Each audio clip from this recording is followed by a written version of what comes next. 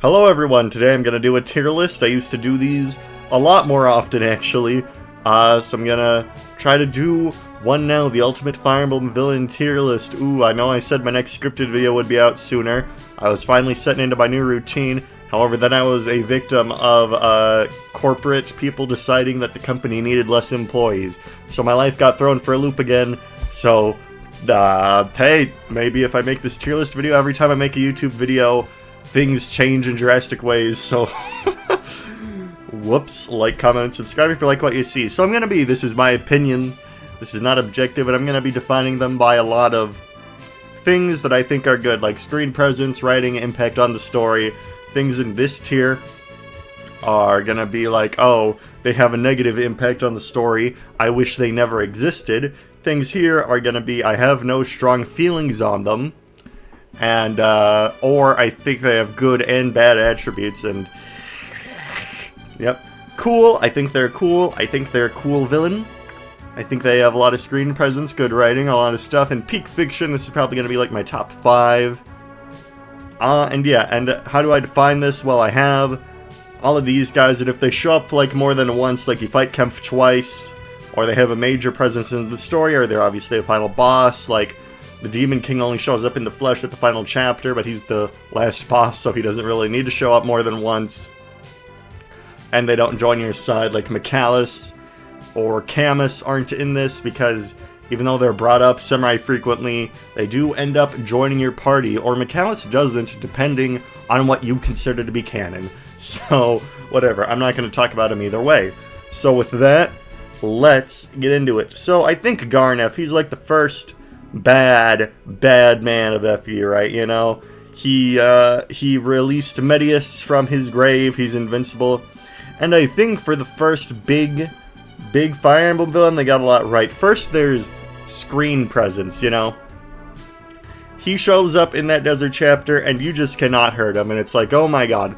In gameplay, I physically cannot hurt this guy, and I think that's worth a lot of points. I think the melding of gameplay and story is really cool. I mean, that's video games for a medium, you know. A villain in a movie is different from a villain in a game. You can't, like, jump into the movie and fight a villain, but a game, you can fight a villain in a game, and making him invincible and having him actively come after units, I think that's a good way to get a point across. Now, he is pretty generic, right? You know, he's not peak fiction, he's just, you know, your evil wizard type of dude, but he was the first to do it. So he gets some points for that. Good screen presence again. Shows up a lot, you know, he hypnotizes Tiki because Kaga loves his hypnosis. And in general, I think he does an effective job of what he's trying to do. It's a basic story, he's a basic villain, but he has enough cool moments. And Medius, I think Medius, again, it's Marth's story. Marth's story isn't that complicated, but I think for what he is, I think Medius is cool. You get a lot of exposition on him in the second book where Zane tells you it's like, oh, he was the only dragon who didn't want to accept, like, Naga's blessing and not go...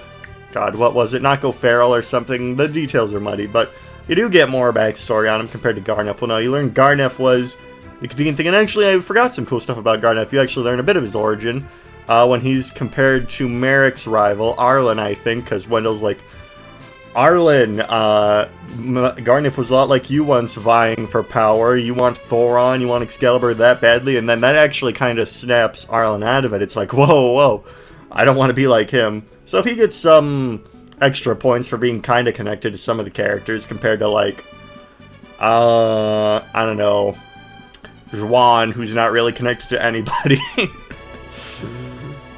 Juan. The name of my first college roommate. And, I mean, he has some cool quotes. He's like, as long as darkness exists within the heart of man. And he's just a big purple dragon, and I think that's, you know, pretty cool. Again, not the deepest. He kind of just wants to release the earth dragons. Dragons are cooler than humans, yada yada, that kind of stuff. But, you know, this is the first game in the series, you know. We don't gotta have that highest standard yet, you know. So, they're cool. They're chill. Lang, I think, is a very effective opener for Book 2, because the way Book 2 opens is kind of a mystery. Hardin tells you, okay, that guy you were friends with in the last game, Lorenz, he's trash, go kill him. And it's like, really, Lorenz? He was kind of chillin'. Lang is just a very hateable guy, and I think a very hateable villain is a very effective villain, because when you kill him, it's like, yes, I finally get to kill this guy, woo. And he spawned some of the best quotes in, like, the entire series. Jagan's like, I, Jagan, may be old and senile, but I can still kick your ass, so I think that's a very cool, I think that's a very funny dynamic.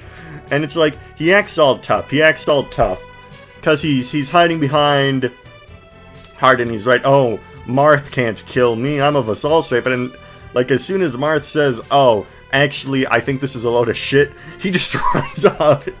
Like, he plays the tough guy, but he's like, ooh. So I think that's pretty funny.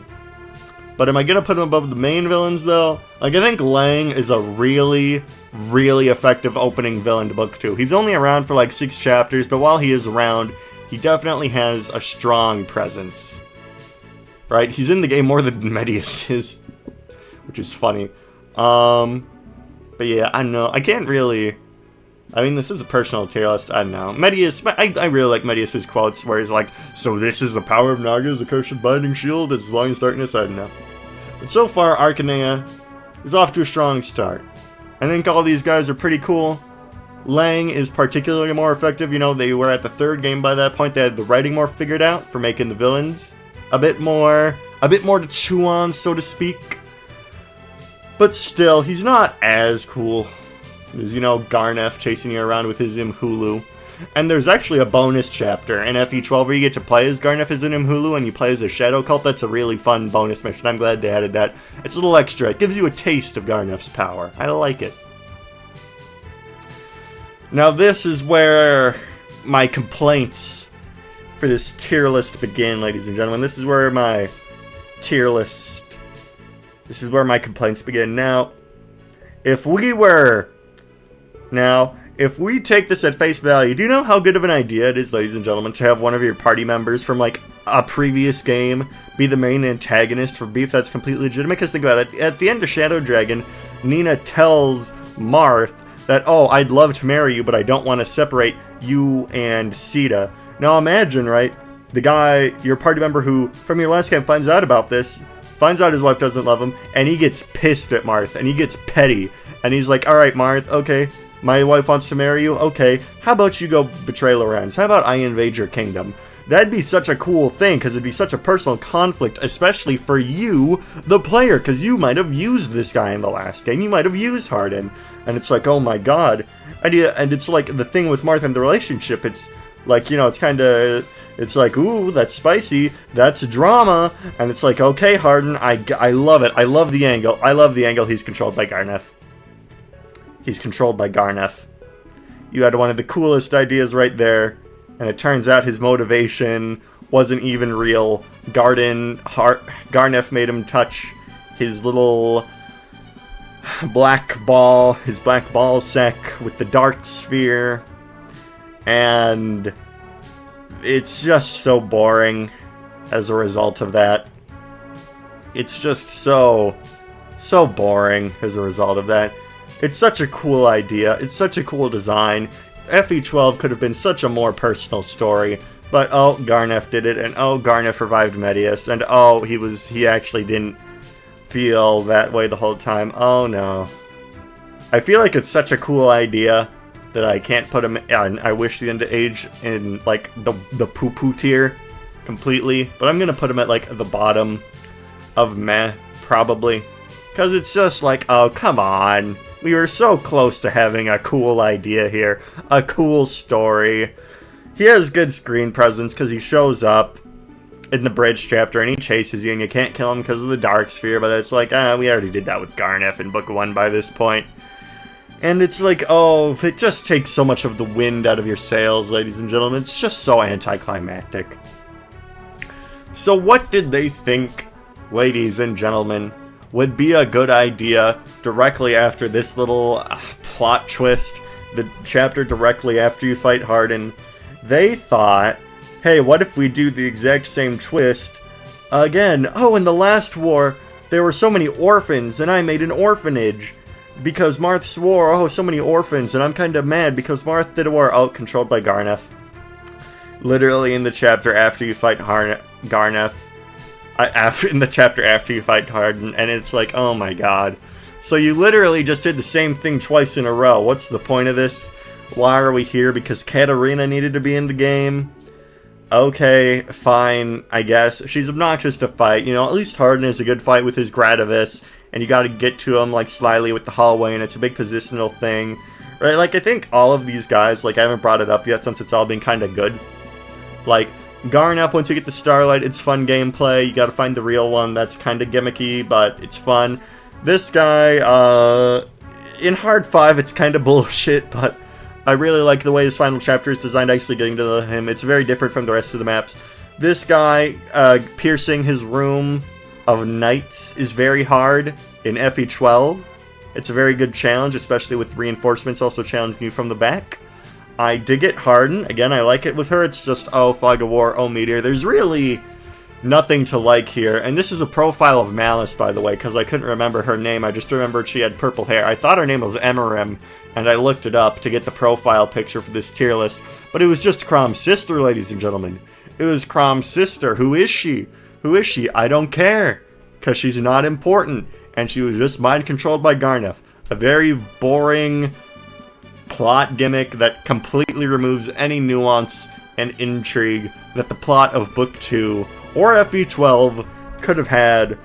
Double thumbs down, I kinda hate this. But his theme slaps though. Like, if we were, like, Hardin, I want to put you up here so badly, but bro, you kinda suck. And her theme rules too. Tearing Shadows, da da da da da da da da da da da da. Actually, that's Hardin's theme again. Tearing Shadows, I'd have to hear it again, but it's baller. But yeah, this is trash. Alright, I think this guy's name is Slade. He's kind of a funny guy, but he's just kind of a minion, and, like, it's okay. Again, I think to say is pretty interesting, because he shows up early, he has good screen presence, and you can actually fight him. Like, thinking up a strategy to fight this guy in the early game, very, very cool, and you get a good reward out of it, too. And it's very hard. It's a very hard thing to do, right? So it's not like, oh, you can just fight him normally and get the Draco Shield. You gotta work for it. And, like, his writing, I don't remember too much of his writing. I don't think he's too memorable. I think he's just the typical, you know, oh, I want power. I go to the higher general to get the power. Or, like, the, what is the war nation called in this? The Alm, Valm is what it's called in Awakening. Valentian is the name of the continent. I think it's Regalia, the Regalians. But yeah, oh, so, you know, that's sort of a thing we see again and again. Like this guy, oh, Zafil, I'm taking over Yachuria. Give me power. Oh, I'm taking over Ashnard's country, and I'm backed by Benyon. It's like, okay. You know, it's not that clever. So he's cool. I think, like, he's just kind of your generic kind of guy. Less personality than Lang. I mean, like, in the remake, I don't know about FE2, but in the remake, I guess he's kind of a funny guy. I guess he's kind of got some funny expressions. I don't. Hardin, you got the bottom of me. I mean, his gameplay stuff is cool, so I think, you know, I think it's kind of cool. His gameplay stuff is kind of cool. His impact on the story isn't that big. You kind of kill him in the beginning. Kind of like Lang, but his gameplay stuff is cool, you know what? I don't think he has as many iconic lines as Lang, though. So, I don't know, I guess they can tie. They both kind of fill the same purpose. I'll do Berkut first. Berkut, I think he's presented really well. Really good voice acting, you know. Uncle! Uncle! I can't do the voice, obviously. But I think, you know, it's kind of cool to have a rival character that wasn't in the original. However, God, it's like Hardin, where he has a lot of cool stuff, but then it just kind of nosedives at the end. Where it's like, oh, I actually burned my wife to death. But I'm redeemed, guys. It's okay, I'm redeemed, because I feel bad that I burned my wife to death 5 minutes ago. I'm redeemed, I'm going to heaven now, because, what's her name? Renee's ghost is coming to take me to heaven, because I did so many good things in my life. It's kind of stupid. Yeah, he kind of sucks. He kind of sucks. A+ to the voice actor, though. A+. At least he's memorable. At least he's memorable. But he kind of sucks. Okay. Rudolph. Yeah, actually, I think Rudolph is kind of cool. He plays the role of the villain, but he's not, like, actually evil. Because his goal is, okay, if I just gave the country to Alm, then people wouldn't accept that. So, you know, or he would not then be the ruler of Zofia? Redgelia and Zofia? I want to say that's the name of the country, so it's like, okay. The world needs unification, right? Because humans, we've been bickering pointlessly for too long, right? And, because we got the farm country and we got the war country. I want to unify it. We don't need to be fight. We're all humans. And the gods are deteriorating. So he comes up with this master plan. He sends his son away, and then he starts a war, and he 420 just predicts that his son will become the hero of Zofia because he's the chosen one or whatever. And then he will epically conquer Regalia, and then everyone will accept him as the ruler, and then he'll kill the dragon and nobody will even question it.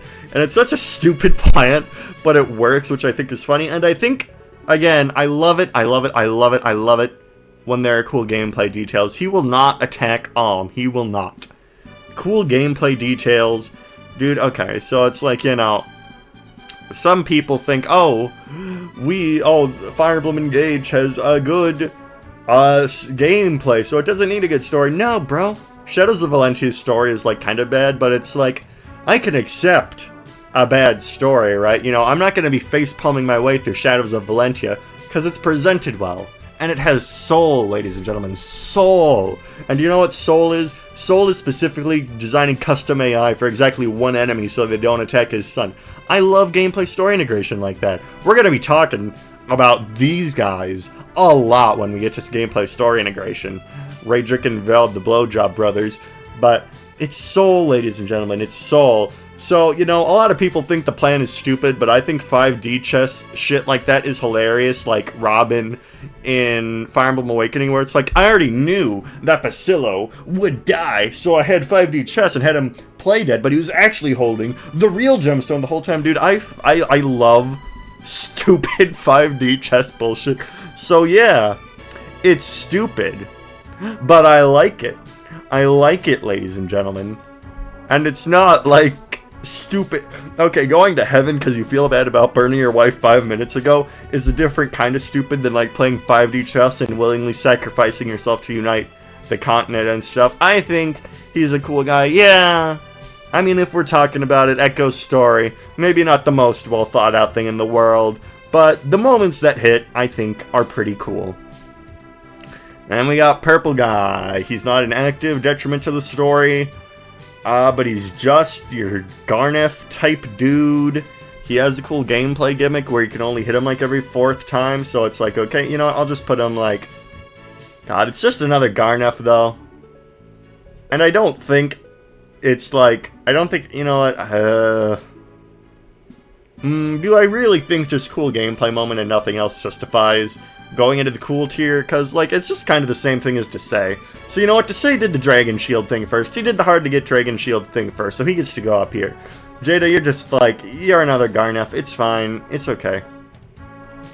Juma, I think it's cool because it's, like, a degenerated guy. You hear about him the whole game, and you expect, like, ooh, this, he's gonna be like a god. And then you get to him, and it's like, oh, he's been alive for 1,000,000 years, and his brain literally don't work no more.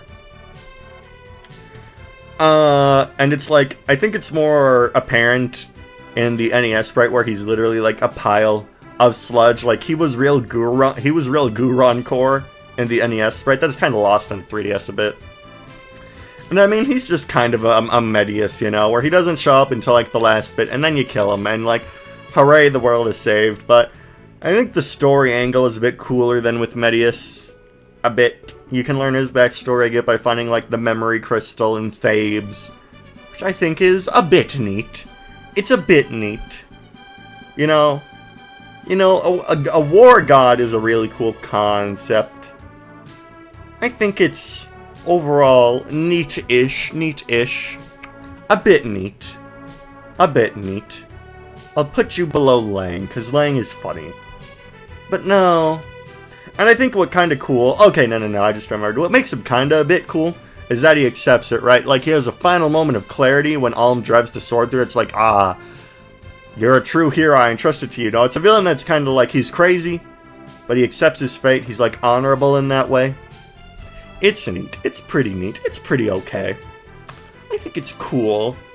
You know, it's not, like, peak. But I think he's a pretty swell guy.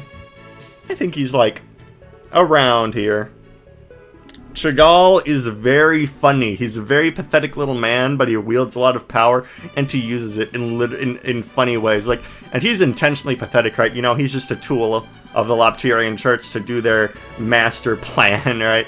He's literally such a shithead. He, like, whines like a little baby boy, and I think it's very effective, because it's, like, it shows the state of things. Because, like, we live in a world where it's, like, I'm Eldigan, I'm a knight, and I expect honor and tradition. And it's like the common man are trying to uphold rules, but then the government, the actual government, is like, I'm a little baby man, poo-poo pee-pee, you know. That could be a reference to our current reality. And I think it's really funny how it's like, on my honor as a knight, I will go talk to Chagall. And then Chagall's like, wait, you didn't kill Sigurd, get executed. So I just think that's really funny, dude. I won't put him above Duma, but I think he's like a Lang tier for me. Where it's like, he's effective as a villain, because you really want to kill him by the time you get to him, because he's just got so much pointless shit at this point. He's so stupid. It's when you get him out of the picture, it's like hallelujah. That moment with Eldigan where it's like, oh, you didn't kill Sigurd? Off with your head, idiot. I don't care. Funny stuff. I think he serves his purpose as a villain. He's a nice little midway point before you get to the actual super serious stuff. He's good bait, right? He's Sigurd bait. Because it's like, Eldigan's like, bro, you just conquered my entire country. And Sigurd's like, dude, I did that because your leader's a shithead, which he is. So Chagall being a total shithead led to Sigurd's thing where he accidentally conquers the entire continent, which allows Loptis to easily take it over, which is an important plot point. So good job, Chagall. You served your purpose in the story. Good job.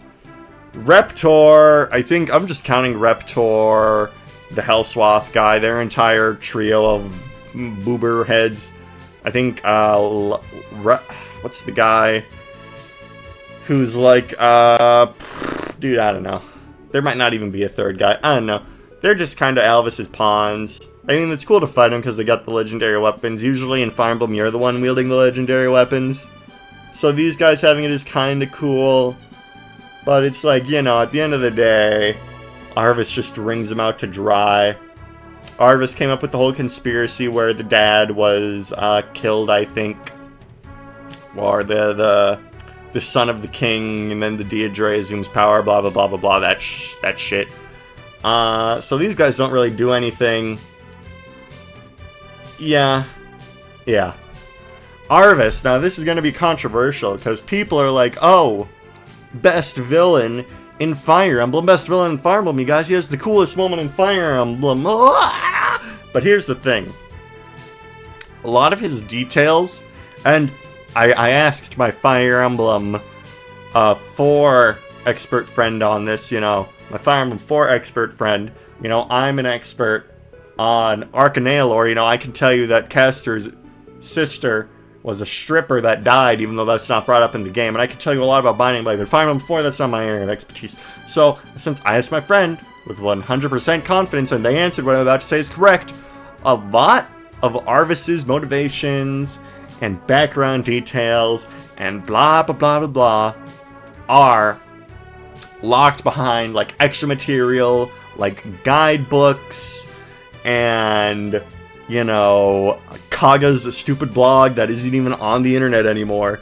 And I think that's kind of trash, because like, oh, to understand why he did what he did is like, oh, his mom's a Loptirian, and you know, you kind of want to know that, because that kind of ties into his whole thing, why he did the thing he did, why he wanted to create a world where Loptirians wouldn't be prosecuted. Kind of ties into it a bit, but you don't really learn about any of that bullshit in the game, which is kind of stupid. And don't get me wrong, I think having extra material is fun. It's a good way for nerds if they want to get more out of the world, if they liked the world, if they want to engage more in it, that's cool. Like in Binding Blade, Guinevere tells you that Zephiel strangled out his dad and killed him, and that's how he assumed power. So you learn about that.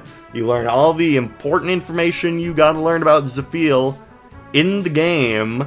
But if you want a bit extra, you can read the manga. And in the manga, you learn a bit more details. You actually get to see Zephiel hide in the coffin, and his dad, you get to see a cool detail about it, where he actually looks over and he's like, thank God he's finally dead. And then Zephiel lunges out of the coffin and chokes him, and it's like, that's a cool extra detail.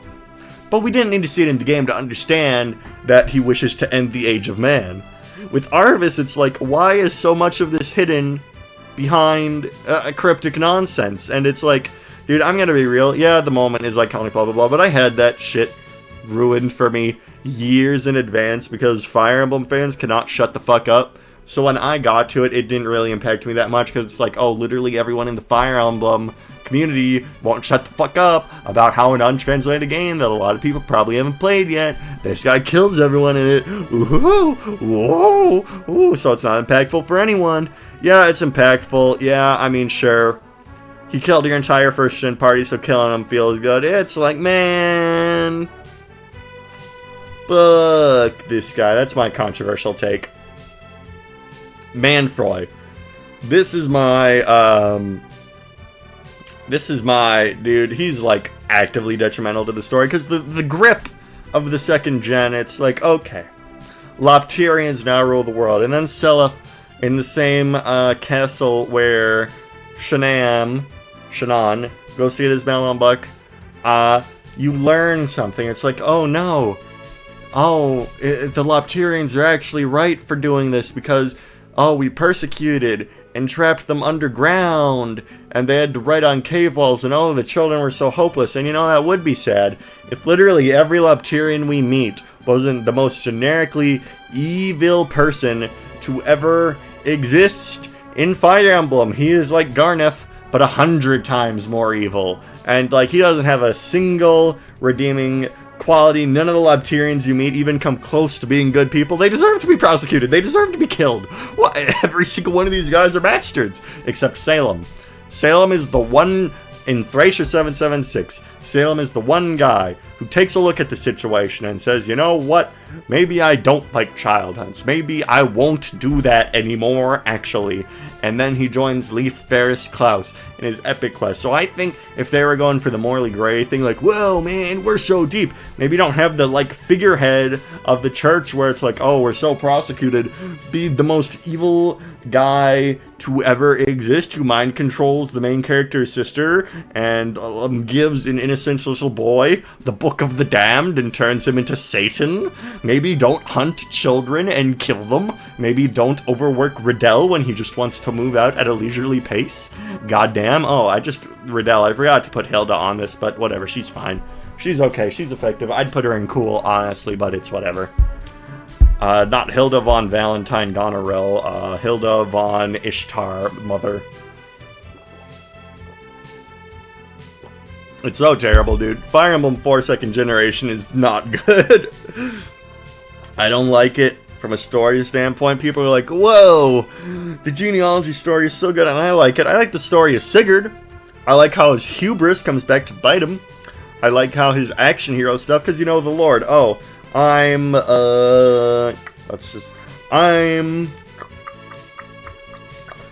well, no, Ike's War kind of comes back to bite him in Radiant Dawn. Okay. I'm Leon, and Ephraim, destroys my entire goes to war, kills everyone. It's great. It saved the world, actually. Super awesome. So, you know, it's generic, you know, protagonist stuff where it's like, I saved the world and all my actions are unambiguously good. So I like that stuff with Sigurd where it's like, oh, actually, this trope doesn't exist in this universe. So, you know, oh, story of Gen 1, oh, you're kind of fly. Ooh, Sigurd's on the run. Ooh, it's so cool. And then the second generation happens and it's like, wah, wah. And I think Manfroy is a big, capital B, big part of that. Like, I don't even, like, the story of Fire Emblem 4, the gameplay is okay. Like, Fire Emblem 4, I can't say I like it that much. Villains are a big part of that. Trevant, peak fiction. Dude, Trevant is so good, because it's like, I think having one of your party members, and this calls back to Hardin, be a bad person is an inherently interesting concept. And in one of my favorite games, Least of the Painful, this is very apparent. Brad Armstrong will team up with the worst of the worst people to go get his daughter back. But in genealogy, you don't really, Sigurd doesn't consider Quan to be a bad person, but if we pick up on story clues, it's like, ooh, he cheats Southern Thracia like it's trash, ooh. And it's like, oh, he's a little racist towards the Southern Thracians, ooh. And Trevant, ooh, he just kind of wants to feed his people, but Northern Thracia, they won't give him any food.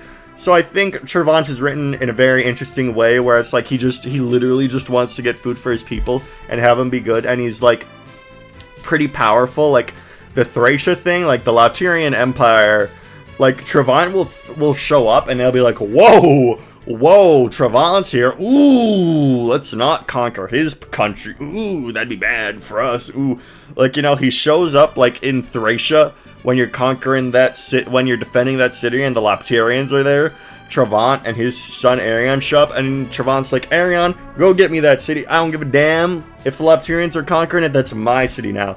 So a very strong screen presence. He obviously kills Quan. He's actually morally gray when the game is trying to be, unlike Manfroy. He has very strong screen presence. He flies at you with a million wyverns, and he's layered. He hates Quan. And he'll tell you that he only adopted Athena, so he could use the Balmung and get revenge, but there are some things there where there are layers to that, where he actually kind of grows to like Athena, Arion considers... Is her name Athena? I don't think it is. I think I've been saying the wrong thing this whole time, but you know who I'm talking about, the Balmung girl. Leif's sister. Forgot her name. And he raised the two like actual siblings, and that leads to Arion actually helping out his sister in the final chapter. So there's a lot going on with Trevant. There's layers, good story presence, and the good screen presence in both of the games he's in. Cool boss fights with his wyverns. You gotta manage all the wyverns. He's got a lot of stuff going on. I like it. Trevant, very cool. I like it a lot. I give it 5 stars. Kino out of Kino. You love to see it. Ishtar, I think, has a very cool design. You got the sideways ponytail. You got the silver hair. You got the cool shoulder pads and face. You got the universe cape and face. So, like, if we're talking design alone, like a lot of these guys haven't had very cool designs yet. Like, Trevant just kind of looks like a guy. You got your cool red armor, you got your purple dragon, you got, your fur cape, but Ishtar, like, out of all these guys, I'd say so far has the coolest design. Her writing is, she's morally gray, where she hunts children, but she doesn't want to, but she actually does help Arvis, where, she actually does help Arvis get rid of the children a little bit, which is cool. So she's like actually kind of morally gray, unlike the Lapterian Church, where it's like Kaga pretending that he's morally gray. She's got cool fights, and she has cool gameplay dynamics. Again, I love cool gameplay dynamics. She's very hard to beat. You can choose to kill her early, and if you do, you are rewarded. But if she's too hard and you can't figure out a good strategy to beat her, you can also sacrifice one of your units, and then her and Julius will leave. And I love gameplay dynamics. Desea's gameplay dynamics. This guy's gameplay stuff we're going to take. I love that stuff. I love it. So cool design, kinda morally gray, right? I guess her boss fight's kinda cool with the Mjolnir. I wouldn't say it's too standout though, because you already kinda did that with the Raptor. Honestly, right, her writing might not be like the most interesting, but I think her design's like really freaking cool, dude. And this is my tier list, so I'll put her at like, this is my biased tier list. I definitely like Ishtar more than these guys, because she's just so cool, guys. And I guess, I mean, you can only be so morally gray when, Frickin' Arvis is your boyfriend. I mean, Julius, dude. I guess he's like the spawn of Satan. I guess that's Kaga saying, don't make incest babies or you'll make Satan. Ha ha ha ha. Now watch as I have it so I can have Shanam marry, what's her face? Ayra's kid. Haha, isn't that so epic? I don't know, he's just kind of generically evil. He's your Garneth. He's cool. He's cool when he summons his big shadow dragon tome. A very cool animation. He has good screen presence because he shows up with Ishtar in that one scene. He doesn't really do anything iconic like Arvis does. He doesn't have that cool of a design. Like, at least Arvis, he's at the top of Mac because he has that cool scene. But it's like, you know, as a villain goes, he's just kind of your Medius guy. Oh, I want to take over the world because I hate humans. Except we already had Medius. We already had Medius. So it's like, you know, it's whatever. Honestly, the more I think about it, the more this Ishtar rating is kind of unjustifiable. But I think she looks really cool. So, whatever. Especially her Resplendent in Fire Emblem Heroes. Oh my god. Oh my god, her Resplendent. She has that cool 90s cut. So I'm just kind of divorcing Ishtar from the rest of this bullshit. Kempf! In America, my man. He is a weasel, and we love weasels. He's really funny. He's like, oh, that Reinhardt. Oh, how I hate him.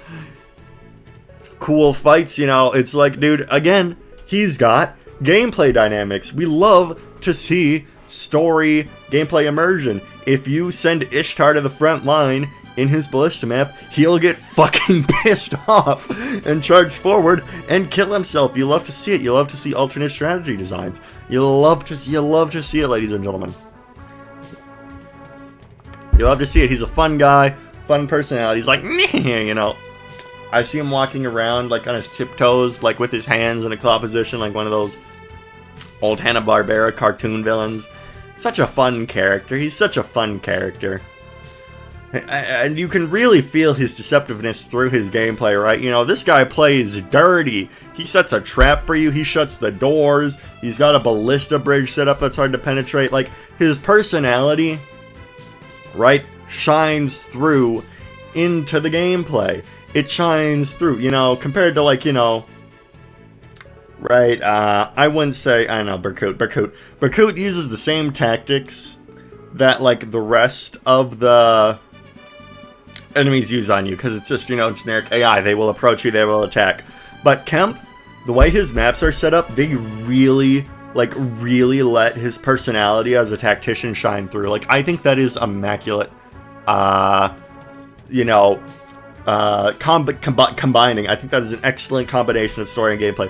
Literally this deceptive tactician, and then his maps are more deceptive. And like even other Thracia maps, you know, it's like you fight Reinhardt, he doesn't really use like deception on you. He just kind of charges forward with his big army and is like, oh, I'm with Reinhardt, I got the Dire Thunder. Yeah, CS is there casting Berserk and shit, but that's not Reinhardt doing that. And you kind of have to beat Reinhardt by being tricky because you can't beat him in straight combat. So it's really smart. It's really, ooh, dude, Kempf, ooh, baby, ooh, something about these villains that are in Thracia, man, ooh, I don't know, something about these Thracia villains, ooh, and Reinhardt's okay. He's just your really boring Camus guy. It's like, oh, I want to be a good guy, but I also want to bang Ishtar, whoop-de-doo, oh, whatever. I don't know, he's the funny Fire Emblem Heroes, man, he's okay. His boss fight's kind of cool because you got to think of a tricky way to beat him, because you can't fight him head on. Like, it will, don't fight Ryan. If you ever play Thracia, don't fight Reinhardt head on. It will not work out for you. Dude, and literally that they tied his ego into the gameplay. Oh my god. Literally having Olin be a trail. Oh my god. Oh my god, tying his ego into the gameplay, dude. Kempf is, oh my god. I hate that Reinhardt. Oh my god. These Thracian villains, man. Oh my god. They're peak. They're peak. Okay. Raedric. I think Raedric is really, really effective. He hit the opening text. He killed your grandpa. Okay? That's already one thing. But we've seen that before, you know. In, you know, in every Fire Emblem game your dad dies. It's like, oh no, Lumeria died. Oh, didn't see that one coming. Oh no, Albert. Oh no, Grail. Grail kind of sucks, so I like Grail. But it's like, oh no, your parent died. But In Fire Emblem 5, it's kind of personal. Because Ivel, you get to use Ivel. You don't get to use Grail. You don't get to use Lumera. You don't get to use Elver, you know, any of these stupid characters. But Ivel, you get grown attached to Ivel, and it's like, this dude is so sick, he's so twisted, he's literally having her fight in the arena, but then he's kind of a snake, you know. He needs his blowjob brother to actually get anything done. It's like he has such a strong screen presence. He's literally not even in the game for most of it, because Leaf goes on other adventures. But it's like in the back of your mind, it's like, oh, this guy, he fucking turned Ivel to stone. Ivel, like, my best unit for the first 3 chapters, and then it's literally the gameplay, you know. It's literally the gameplay, because you control Ivel as she's protecting Nana in the arena, you know, making her last stand, making sure Nana, and this dude's just there watching the whole time. I think Fire Emblem is like, if I'm being real with you, chat, comment section, I think Fire Emblem relies too much on cutscenes now. And what do I mean by this? And let's say, I don't know, what's a scene where a character dies in, like, Fire Emblem 3 Houses? Fire Emblem 3 Houses, you beat all those monsters on that one map, you fade the black, it starts playing the animated cutscene, and then Kranya stabs him in the back. Whoop de fucking do. It's like, it's like, when it's the gameplay, I think it's more effective, because you are controlling that. You know, it cuts to the combat animation, where, I don't know, I actually don't remember if it cuts to combat animation, where, like, Veld, I'm kind of talking about both of them right now, where it's like he casts the spell in the game. He does that in the game. It doesn't transition to the animated cutscene. So it's like, I can personally relate this more to what I am doing as the player while I'm doing this. It's so cool, dude. It's so cool. He's so cold. And in the back of your mind throughout the entire game, it's like, oh, I'm going to come back to Manster. And when I do, so it's really satisfying to kill him. And he's got some great lines. You know, I killed your grandfather. I watched your grandfather die. I outlived them and I'll outlive you. It's like, oh my god. He's a drama queen too. He's got the drama. It's like, okay. This guy right here. Don't like him. It's kind of the same thing Trevant did, because he kills Quan on screen. And this guy, and him and his blowjob brother, you know, Velda's baby girl, to be honest. Hit her above. Let's do this. Baby girl. Because I think Veld has, like... Because Veld is the one that casts Petrify, and I think that is, like, possibly one of the most impactful moments in any FE. Because, like, on your first time playthrough, you're, like, run into the arena, it's like, yes, I'm gonna get Ivel out, and then Veld's like... turn to stone. And then if you don't rescue Ivel, if you fail to get the Kia staff, he brings her back as a dead lord, and it's like, oh my god, he's so evil. He's so cool. Veld is baby girl, and this isn't kind of related. I haven't brought this up for any other character. It's like, you know, I love using him in Fire Emblem Heroes, because when that PvP mode first came out, before everything got power corrupt, like, oh, damage negation times 1,000,000,000, 5 actions per turn to negate your turn, I would use his Petrified Tome to, like, lock people to one space, and that would mess up their entire strategy. It was really funny. Veld's a really fun character to use in Fire Emblem Heroes. He's got really good art in that game, where he, like, fires his Shadow Tome, and I think Petrify is, like, the coolest villain weapon in the entire series, right? Because think about it. Like, what does Mjolnir do, right? It's like, oh, it gives you some speed, it gives you some magic, oh, you kill the guy, whoop-de-doo. What does Imhulu do? It makes you invincible, which is good for gameplay integration, right? What does, you know, this guy had a unique spear, this guy had Vol Flame, this guy invincible, this guy attacked twice, you know, what is a unique Fire Emblem weapon, right? That has a unique effect. None of these other guys really have anything. Like, oh, the Dark Creator Sword, you already have that as your own weapon. Petrify is such a unique concept. It takes away it takes away 99% hope. Like, oh, your mom, Ivel, she's turned to stone, but you still have 1% hope. There's no other villain like that. There's no other weapon like that in Fire Emblem. It's such a good weapon. Like, from a narrative standpoint, from a gameplay standpoint, because it's like, in the cutscene he turns Ivel to stone, but then, like, you actually fight him in his final map, and if you don't kill him on the turn his door opens, he will actually turn your other guys into stone. And it's so threatening. It's so cool. It's Petrify. Like, I love the Binding Blade. It's my favorite Fire Emblem weapon, but Petrify might be my favorite second.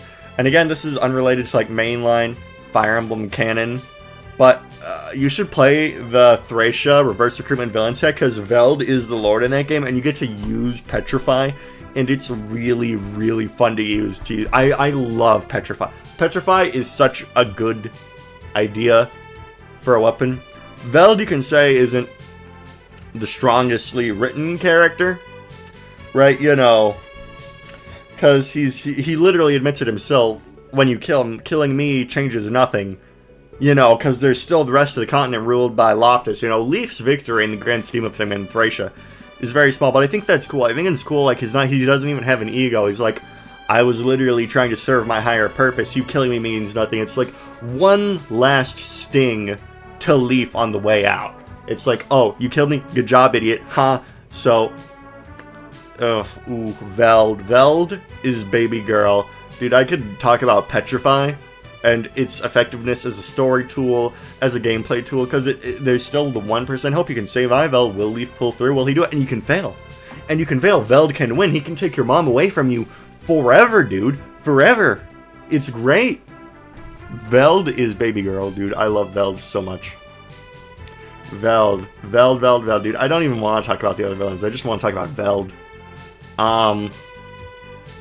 Narcini's pretty cool. You know, he's kind of like this guy, I'd say, where he's the smarmy, preliminary antagonist before you move on to the big boys. But Narcini's got a cool design. Unique weapon, the Rune Sword. It's always good when they got a unique weapon. You know, Nosferatu is an effect you can use with a spell, but Rune Sword, that's unique to Narcian, so like Veld, he's got, you know, a kind of unique effect. And he's smarmy for the whole game. Like, he kind of has a good screen presence, you know, because he shows up at the end of that chapter where you rescue Lilina, and he's got you surrounded, but then Cecilia has to show up to save you. So, you know, good screen presence, threatening. But he's kind of funny because he's a total pussy. And, like, Murdoch shows up and he's like, bro, why are you a total pussy? If you don't kill Roy right now, you're fired. So he's, like, actually forced to fight you, so that's funny. And it's satisfying to kill him because he's just a total shithead through the whole game. I actually kind of like Narcian. He's chill. This guy, I mean, he just kind of... His name's Rorts, and what he does is he makes the story a couple chapters longer because he tries to take over Yachuria, because he wants to get in good with Sophia. And then you go to Ilar Sakei, and then you kill him. Yup. Yeah. Not really that much to say about him. Then we have Zafil.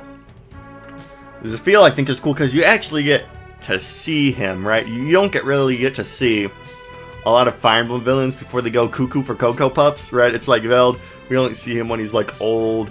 We never see young Trevant, young Kempf, you know, any of these guys. But in Fire Emblem 7, right, you get to see him, and it's sad. Because he actually starts out as a pretty sweet boy. But then you get to his dad, and it's like, oh, his dad's jealous of him. Oh, he killed the fox he got for his sister.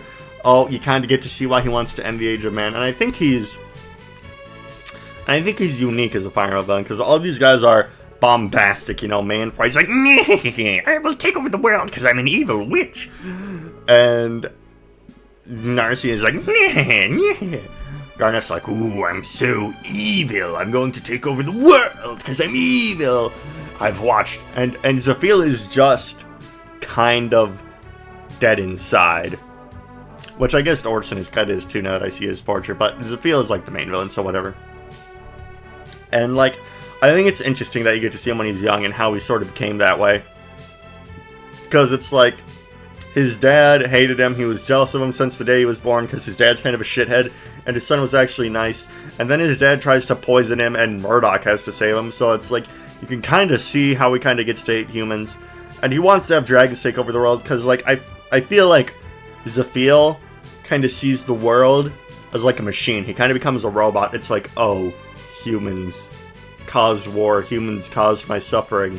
The world would be better if it was not ruled by humans. Like, he thinks what he's doing is good, right? You know, I guess everyone here kind of thinks what they're doing is good, but, like, he thinks what he's doing is, like, actually a good thing, right? You know, I guess you could argue that, like, Veld thought the world would be better under Lopterian rule, but, you know, that's still kind of evil. From, like, Zafil's point of view, he doesn't think the dragons are evil, he thinks they're a more logical thing, and that's because he only sees the war dragons. If he interacted with Juan more, he'd know that dragons are a bigger piece of shit than humans, because Juan essentially turned Idon into a computer, but we'll get to that.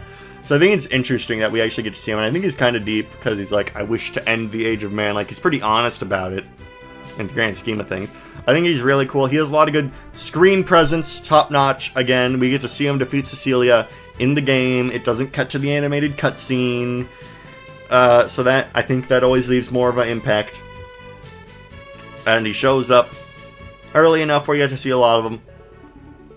And I think he's a really interesting and tragic character, because he's this sweet young boy that pretty much got turned into a machine. Like, he lost all of his emotions because of his dad. Like, something about his dad trying to kill him literally broke him on the inside.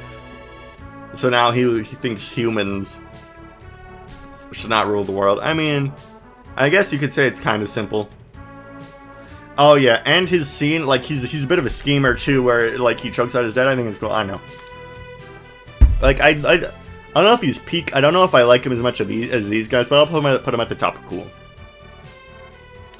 I think Juan is kind of cool, right? Because he has a cool theme. He's the last dragon. Lore-wise, he's cool because he's the last dragon. And he's the only, like, sentient dragon you fight, because Idon just makes the war dragons. But at the same time, right, he kind of just shows up. And he gives you all the exposition. And then he dies. But he does show up twice, because he shows up at the end of Fire Emblem 7, because he tells Zafil... Oh, another thing about Zafil, right? Manipulated by a dark cult. Ooh, to do the evil thing. Michaelis and Camus, ooh, manipulated by the dark cult, evil thing. The Black Flame, ooh, manipulated by the dark cult to do the evil thing. Who else we got here? Oh, manipulated by the evil dragon to do the evil thing. Twisted, ooh, Halician, whatever his name is. Manipulated by the evil dragon, who he thinks is looking out for him to do the evil things. Zafil is like the only guy in this who manipulates the evil dragon. Because you think, right? You think, oh, this Shadow Priest is gonna get to him. He's ruling the mind, because according to Guinevere, he was so sweet. Maybe we kill Idon, and then it's like, oh, it's revealed that he was under... Zafil wants this to happen. He wants all of this. He thinks humans are terrible. He thinks humans make war. He thinks humans did the scouring and wiped out all the dragons. He wants this, and I think he wants this to happen, because at the end of the day, Raedric is a pawn. Veld is a pawn, even though I think his presence in the story is good. He is the sole deciding factor. Everything in Binding Blade happens because he wanted it to happen. It's almost a subversion. It's so straightforward that it's like, you expect some twist, and it's like, nope. Humans are terrible. I want them dead, and I think that's cool. Idon probably has one of the coolest designs in the whole series. I was talking about Ishtar earlier. Holy crap. And I think her story works. You kind of... Again, it's kind of like, ooh, Juan, the exposition dump of doom. Right, where it's like, oh, you don't really learn any of this until you fight Juan like 20 billion times in a row, and he literally tells it all to you. But I think it's sweet in the story, you know, you get the cute ending in the gameplay where the coconut falls on her head, and she has the cool design. It's kind of sad, because she lost all of her memories, and I think it's cool. Yeah, I mean, right, as a final boss, she's like fairly pathetic, right? Base Roy nearly one-rounds her. But I think, right, yeah, everything about her is like shadow dumped at the end by Juan, which is kind of cringe, right? But coolest design, cool impact, because it's like Roy kind of sets him apart. Like, Roy sets himself apart from the other characters because he chooses to spare Idon. Her backstory is tragic. You learn, through her, you learn more about the lore of, you know, Alib. The scouring and all of that, and how some dragons didn't even want to go to war, but she was the last divine dragon, so they kidnapped her. I mean, most of the things you learn about Idon are kind of secondhand, but that's on purpose, because she literally had her soul shattered. But Roy is such an awesome dude that he literally, like, fixes it. He's so cool. But yeah, definitely cooler design than Medius. She's on screen for about the same time as Medius, to be frank. Cool backstory. I think in a Binding Blade remake, I don't know. Yeah, I mean, I think in a Binding Blade remake, she could really benefit from having Juan's exposition dump of Doom maybe split up a bit more, you know, maybe have some details dropped about her, maybe a couple other times throughout the story, maybe. I think that'd be cool. But yeah, Juan's exposition dump of Doom, I think, right, if you took everything Juan said and you spread it out a bit more, I think that'd be cool. And the build up to her is really cool. You're literally using all the legendary weapons you've acquired throughout the game to fight through her endless horde of dragons until you get to Juan's final thing and then you kill him. There is a lot going on there. I just wish it wasn't so condensed, you know? I wish it wasn't condensed to the exposition dump of Doom. So if they do end up remaking Binding Blade next, spread that out a bit more. I think that would really improve Hardin. I'm gonna be honest, I don't care about the back thing in the slightest. Oh, you killed my brother, oh, I gotta avenge the honor. Even though we're literally being manipulated by the most evil women ever. Okay. Lloyd, Linus, Ursula, whatever, they're all the same guy, I don't give a shit. Black Fang, ooh, fear the Black Fang, ooh. She's cool just because of how much of a bastard she is. I think she's the most, like, deliberately evil person in the entire series. Like, she's like, oh, yeah, my daughter Nino, I raised her for 14 years just to use her, by the way. Get fucked. Oh, the Angel of Death. Oh, might be. And she's just so blatant about it to the point where I think it's funny. It's almost like Garon levels.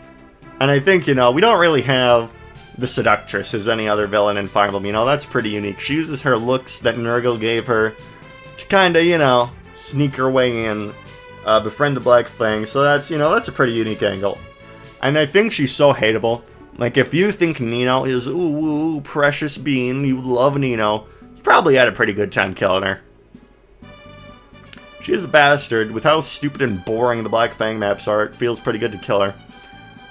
Good screen presence. She shows up a lot throughout the story. Yeah, you know what, Sonia? You're a pretty cool cat. Nurgle. Nurgle is where things kinda get complicated. I mean, yeah, she's generically evil, but I think it's like to the cartoonish degree where it becomes more entertaining, where it's like, ooh, I'm fake morally gray. Ah, kill yourself. Alright. Nurgle, I think, I don't even really, I might not even fully understand the deal with this dude because it's fully botched in translation, but I think his story is cool, how it ties into the lore. Like, he went into dark magic, and then it drove him crazy because he wanted to open the Dragon Gate and get his wife back.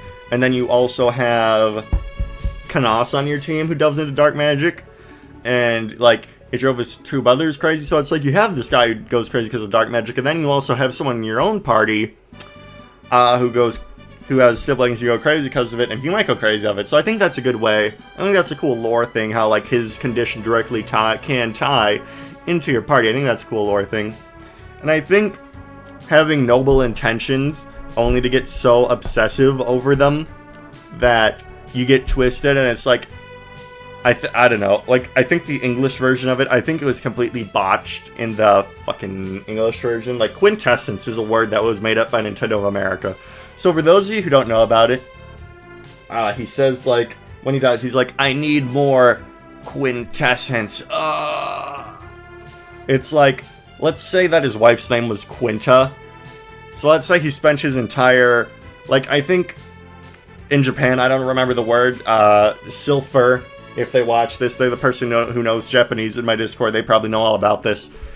If they get this far in this hour-long video, they'll probably ping me on my Discord, let me know about this. But it's probably just called, like, Life Force or Spirit Energy Juice in Japan, and that was, like, a similar name to his wife, who I think is name dropped more in the Japanese version. So it's like when he dies, it's like, did you want quintessence? Was he calling for his wife? It's kind of sad. It's kind of pathetic, and I think that's a cool angle for a villain. And I think it's cool that, you know, he's Ninian's father, You know, so that means Roy's granddad was a bastard. You know, I think that's always cool, familial relations and shit. And he literally doesn't even remember, dude. It's ironic. It's ironic, dude, that he wanted to get his family back so badly that he delved so deeply into dark magic that he forgot what they looked like. And then he literally, like, has his daughter, like, killed to death by Elliewood, and he doesn't even realize it, dude. He doesn't even realize it. It's such, like, a tragic thing, the implications of it, that I think it's really cool. Problem. Pause. None of this bullshit is in the English version. Thanks. Well, I think the Ninian being his daughter still is, but, like, a lot of the tragedy is like, oh, well, I guess you'll just have to know, I guess you'll just have to be autistic about Fire Emblem and just know a million different facts about the series and know what they say in the Japanese version. Sorry. So sorry. And then, like, the other thing of it, where, at least unlike Arvis, it's in the game, but, like, to actually get this dude's backstory, you need to do, like, double guidance chapters, and it's like, what? The one time I played FE7 through fully, I didn't even get, like, one guidance chapter? So, whoops. So first in, I didn't really experience the story, but I think Nurgle is really cool. I think if they remake Fire Emblem 7, they have the chance to really make something good out of this. Please. Please don't use the script you used the first time. Please don't. Please make it so Nurgle has an actual tragic story. Please. Please. Please. And also, I forgot what I was going to say next. Yeah. I don't know. And also, maybe, I don't know, locking lore behind, like, you know, supports and vague shit like double guidance chapters is cool. Like, you learn more. Okay, so here's the thing. I think, like, Arvis having stuff that is vital to understanding, I don't think that should be hidden. I think stuff that is cool and is secondary and adds to the character should be hidden. Like, you get that guy in, like, the last 3 chapters of Binding Blade. I don't know his name. I don't really care about him. But in his supports, he goes into detail about how he used to work for Nurgle, how Nurgle's first mimic came to be, how he was his best friend, how he made a deal with Nurgle, and that's a lot of cool extra background details on Nurgle. So it's cool, it's extra information to know.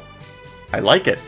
But, I think having stuff like the literal plot of his character, because if you don't play the guy in chapters, he's just, like, if you don't play the guy in chapters, he's Garneth, and then he's just Jeddah, and then he's like, I don't know, whatever, down here maybe even.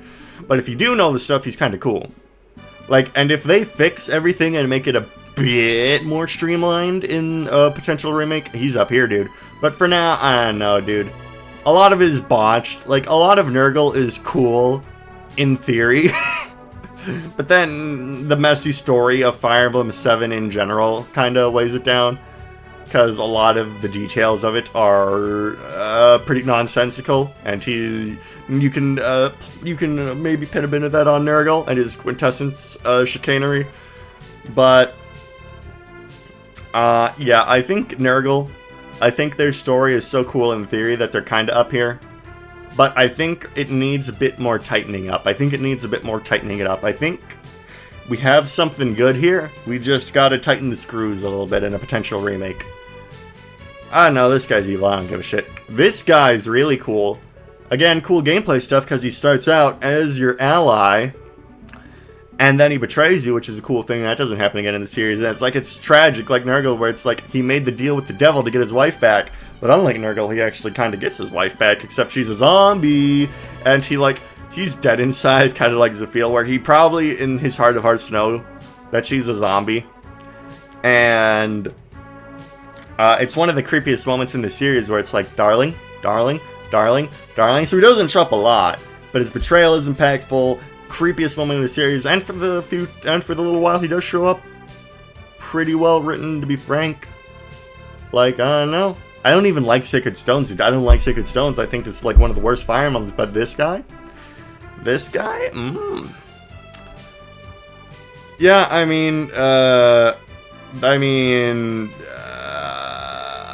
don't like Sacred Stones. This guy's got a cool design and cool quotes. I don't want to talk about Sacred Stones anymore. Patrine, she's kind of cool. She shows up, she has some presence, and I think as a boss she's good world building, because she's like half crow person like the Black Knight is. And I think it's she's good secondary world building to show how Ashnard really could not give less of a shit about the traditions of this world, because he has a halfling employed in his army, or a branded as they're called. And I think that's cool. She's fun, she's like snarky, she's like, oh, she has a unique weapon, the Flame Lance. I don't think anyone else uses it. She serves her purpose in the story. She's like pretty intimidating early on. She traps you. She's told to fuck off by the by Grail. She's too afraid to fight Grail. She's interesting. She's got stuff going on. She's got a cool design. The black raven hair. She's branded, fairly unique. I dig it. I dig it. Yeah, you're at least cooler than Chagall, I bet. The Black Knight. Oh, what's this? Oh, what's this? Oh, you know it, baby. Oh, you know it, baby. We got the motivation, right? He was alone for his entire life because he's the branded, and then some guy shows up and is like, hey, I'll create a new world for you. Oh, we got the tie to the main character. Oh, he was your dad's apprentice before you even were. Oh, we got the story presence. Oh, he kills your dad. And Grail actually has a lot of chapters to be fleshed out, so it's not like Lumera where it's like, oh, who gives a shit. Oh, we got the screen presence. It's like Garneth, but if Garneth was a million times better. Shows up in 2 different chapters, completely invincible. Oh, we got the cool boss fight. Oh my goodness. Oh, we got the flashback. Oh, he was involved even further in your past because he helped Grail off his feet after he went berserk. Oh, we're hitting on all fronts, ladies and gentlemen. We're hitting on all fronts. It's peak. You know it's peak. We got the da-da.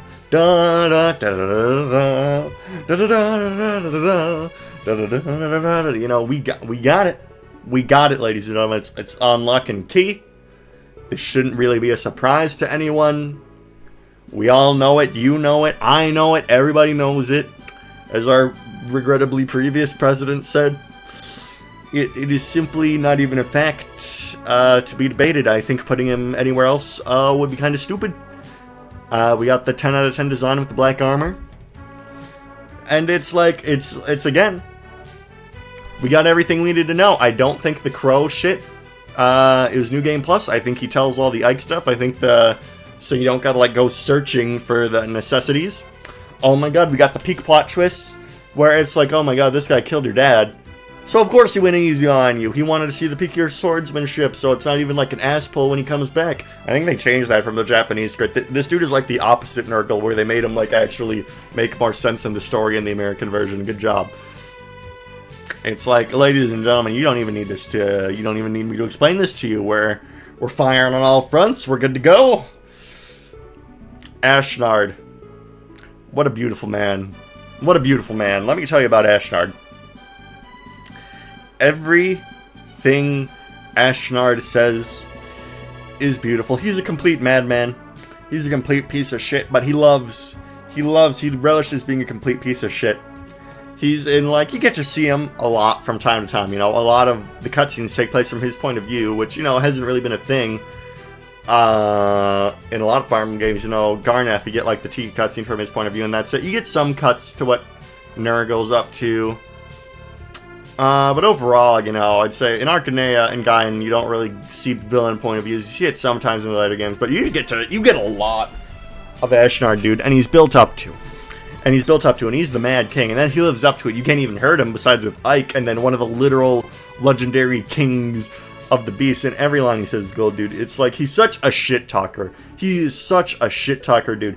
Torino questions him. He walks up to Torino and he says, hey, Torino, I have a story. Here's the story of this general who was terrible and shitty at his job, and he let me kill everyone else in my family, and he didn't even realize it because he was so bad at his job. Is this ringing any bells for you? He is such a personality. That's how I'm gonna put it. He is such a personality that you can't help but watch him and be amazed by him. And dude, he's so cool. He literally, like, he has the amulet that makes Ike's dad go apeshit, and Ike's dad's like the strongest guy in the story, so it's like, oh my god, he has the amulet. He's gonna go crazy. He holds it. He's like, here's the thing, Ike, I'm crazier than the amulet. I'm so batshit insane that this amulet that has the literal chaos god in it, I'm more chaotic. I am him. Ashnard is, you know what? Ashnard is him, dude. He's him. Even after he dies, you get more of his batshit insanity, dude. He's so good. He's so good. It's like in the next game, oh yeah, Soren, that baby was weak as shit. I threw him in the dumpster. He doesn't give a shit about anyone or anything. Like, his country is like, sir, we can't have this dragon be our leading general to defend this fort with Torino. We can't do that. And he's like, shut the fuck up. Shut the fuck up. I want dragons. We got dragons. That's how it's gonna be. And again, he's not being manipulated by any dark cult. It's like, yeah, Sephram wanted a war to happen to unleash Yoon so he could get his apocalypse scenario. But, like, he didn't make Ashnard do that. He just saw Ashnard was doing that anyway and was like, okay, Black Knight, go to him. Help him make that happen. So, and then the best part is, if you ask him why, if you ask this man, who is more chaotic than the Chaos God, that he literally can't even be controlled by her, if you ask him why have you done this, he will actually give you an answer.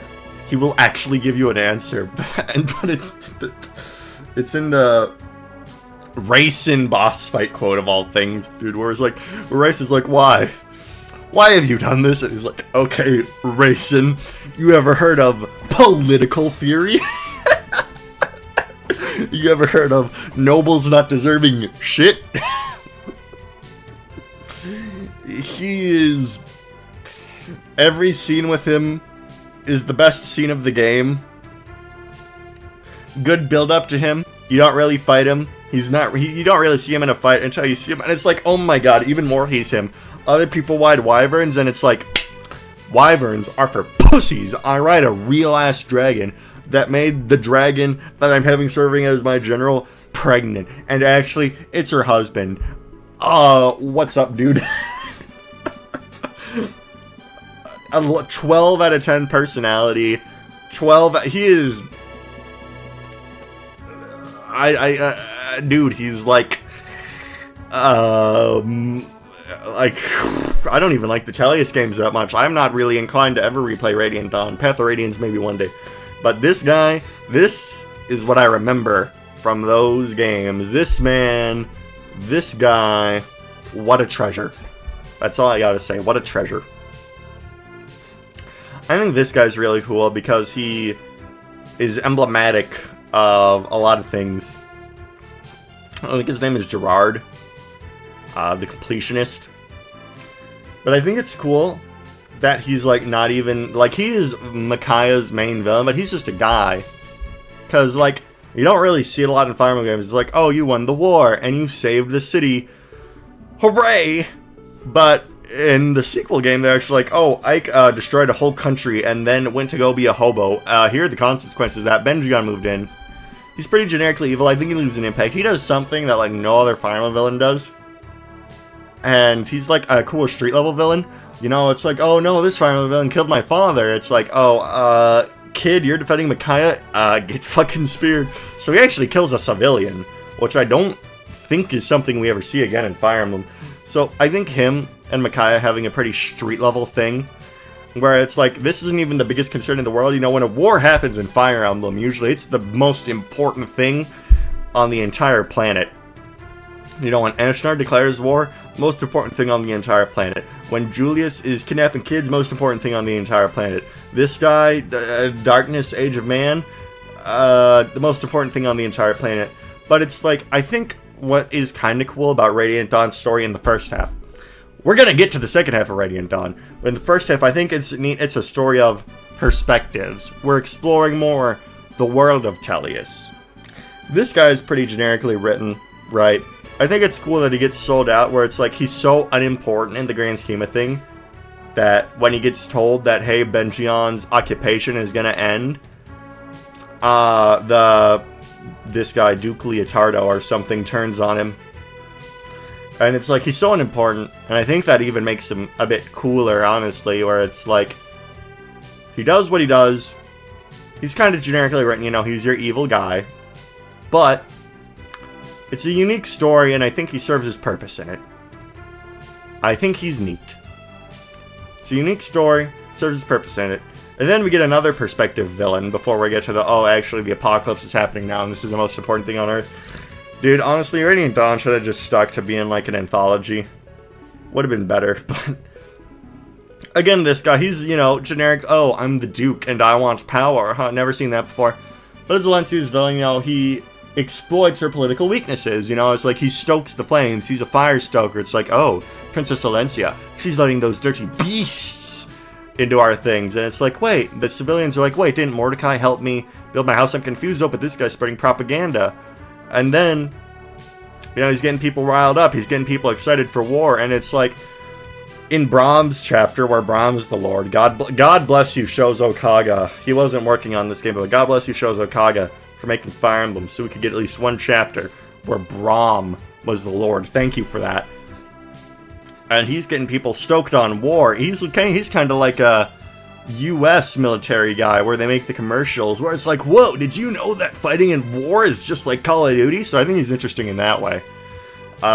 He's kind of like a United States politician. Pretty interesting. But again, you know, his motive is power. And kind of have the guy who wants power, or wants the strongest to rule, and does it in an entertaining way. But I think the way he uses propaganda is very interesting. And the villager says, Brahm, you went to war. War is awesome, right? And Brahm's like, hell no, brother. You stupid people die in war. And then Brahm kills that guy. Well, actually, I don't know. He might have told that guy to run off, but Brahm kills a lot of his fellow villagers because he's Brahm the Beast.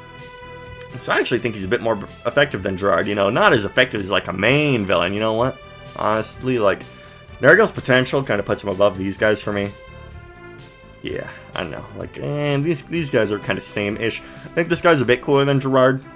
And then he does things in sneaky ways. I think the way he uses propaganda is interesting. Or it's like, oh, you may have captured me, but guess who has your girlfriend about to be hung, idiot?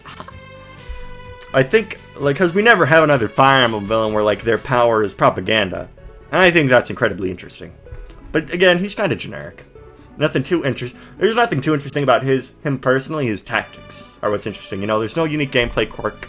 It's not like Kemp where his personality shines through and how you beat the map. He just kind of throws a bunch of enemies at you, but then you have hard kill him in 2 turns anyway. Not a lot going on there. Gotta drink some water. This has been going on for a while.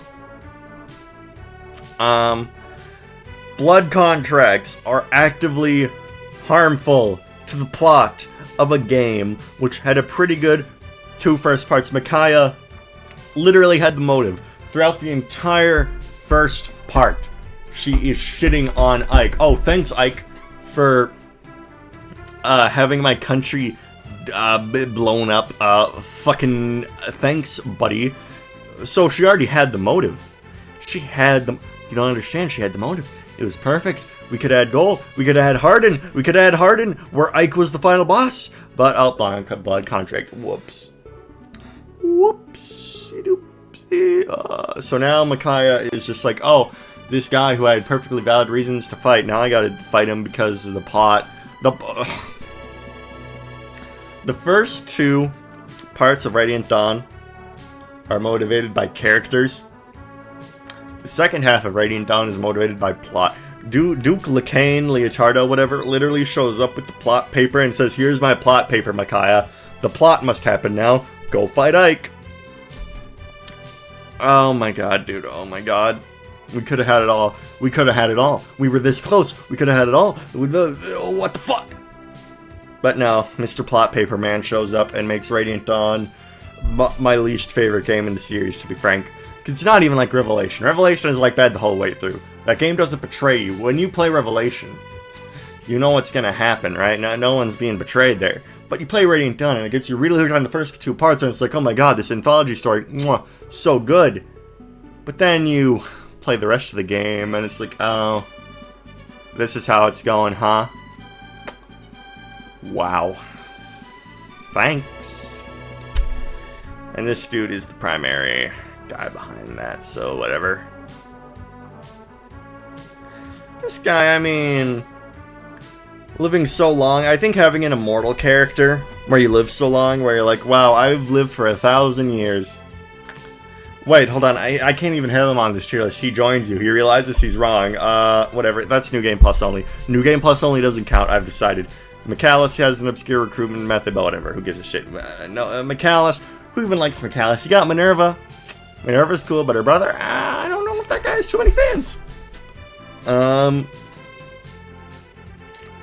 I think having a guy who's seen, who started out cool, you know, he literally married a human and lost his wings because of it. But this dude literally sees his entire genealogy, right? Tsunaki is like his great-great-granddaughter, and he's like, oh my god, I've witnessed humans kill each other again and again and again and again, and I hate it. I hate it. The world needs to reset. He's seen so much vile shit. It's like those people who get desensitized off the internet. It's like, I don't even care anymore. I want the apocalypse. My suffering has been prolonged long enough. Please, God. Fucking kill me already. So I think that's pretty interesting from a depressing standpoint. But then he's interesting because he, like, kind of feels bad about it. You know, Tsunaki talks to him and it's like, oh, Tsunaki, I'm sorry. I do love you. My love for you was never fake. It's just, oh my god. This world, Tsunaki, I fucking hate it. Oh my god. So I think he's interesting from that standpoint. How he manipulates everything. But dear god, the second... I mean, he's cool, but he also uses the plot bullshit. I think it's cool how he's like, to me, Black Knight, my son, you can be redeemed this way. You can have company in me. So he's cool. He's a cool guy. But the second half of Radiant Dawn, it troubles me to have any respect for any part of the second part of Radiant Dawn. Oh, I mean, I think he's cool, but I don't know, we'll put him like, here. Ashura, I mean, it's cool that you kill God. I probably don't know a lot of her lore, because a lot of her lore is New Game Plus. So, Ike says to her, you better make peace with whatever God's prayed to, because I'm about to kill ya. It's Radiant Dawn plot shit where it's like, oh, Ike has to kill her. What about Micaiah, who was the protagonist of part 1 and is literally letting Yoon possess her? Is Micaiah even in, like, the tower? Like, I forget, does Yoon just possess her the whole time? Great job. Your first, goddamn piece of shit, Radiant Dawn. Whatever, she's fine. She's fine. She's okay. Whatever. She'd probably be cooler if I knew New Game Plus. This guy's kind of like Diet Ashnard, where he's a complete piece of... Oh, wait, this guy joins you. You know what? Street Pass doesn't count. It's not canon.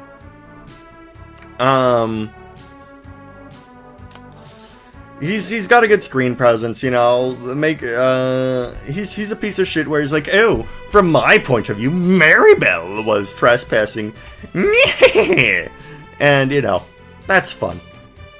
He's literally a piece of shit. He's got a motive. He's like, oh, Crom, your father literally made my childhood shit. I'm going to kill you, which is, you know, a stronger motive than most of these assholes have. He's really only around for part 1, though, and then we get into the Valm stuff, but he's cool. I like him. He's got a cool design. Love and Sword, that's pretty unique. Kind of looks like a jester. His map you fight him on is pretty shit. No, I think he's like kind of Diet Ashnard, and Ashnard's pretty cool. You know, where he's kind of reveling in it, right? But he's not as deep. Doesn't got as much going on. But I like him. I like him a lot. You know, I'll put him around Narcian. Him and Narcian kind of fulfill the same thing, except, like, he doesn't really have a boss. Yeah. This guy's also kind of cool. Callback. I like how, like, I really like how he takes Rudolph's plan. Like, he read a history book and was like, wait, we've got this, what's the guy called? In Awakening the Villain. God, Grima. So, like, he's like, okay, we got this Grima cult problem. He reads this history book. Wait, my great-great-great-great-great-great-grandpa Rudolph, he united the world through war and conquest and had that Alm plan where it's like, okay, humans together strong, we can kill the gods. So he's like a doomsday prepper where it's like, okay, I'll do what Grandpa did. I'll conquer everyone. And he kind of forgot the vital piece of the 5D chess. He didn't have the 5D chess. I think it's a cool callback, you know, if we're doing what is potentially the final game of the series. Having a big old callback to Von Rudolph here. But I mean, you know, he's just your conqueror guy. He's got the motive, which I guess kind of makes him cool, you know.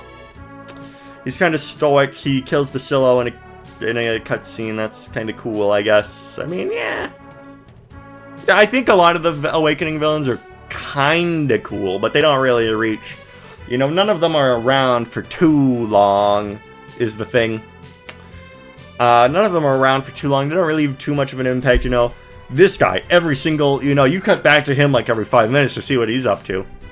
And again, Trevant's not around for too long, but he's like a major player. He does something major in the story. Lots of impact on like one of the protagonists on a lot of the games. You know, but these awakening antagonists, they're, you know, they don't get too much fun in the sun. Which kinda, you know, like this guy, right? You know, he's only the antagonist to one part. So, you know, he's cool with what screen time he has.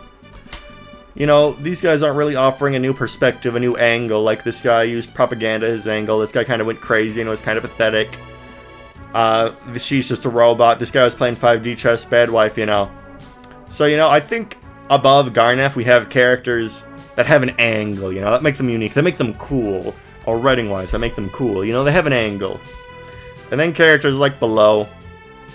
These guys, well, I guess she has the femme fatale stuff, but like... that's not as cool as propaganda. Dashmet, da da da da da da, Dashmet. But yeah, I'd say everyone like below these guys, because Lang and this guy, they're kind of similar. This guy's Exposition 3000. This guy's just like a cool demon guy, like Maria says. So I'd say, you know, cool is kind of like 2 tiers even, where it's like, you know, above this guy, these guys have angles and are cool in several ways, and these guys are just kind of, yeah, they're there. They're cool. They're fine. You know, I don't hate them. I will enjoy them. I like Gangrel while he's on screen. I don't care about this thing. You're Garnef. It's cool how you can ride on this guy's back. It's cool that he's future you, plays into the theme of change and fate, yada yada yada. Again, doesn't get too much fun in the sun, but, you know, it's cool how the final fight is on his back. I like it. You know, it's the first... You know, he's not deep, he's just, ooh, I want to destroy the world. But it's the first time in Fire Emblem where it's been like, okay, this is the apocalypse. Well, no. No, you did that. You did the apocalypse. Wow. You fight on his back, that's cool.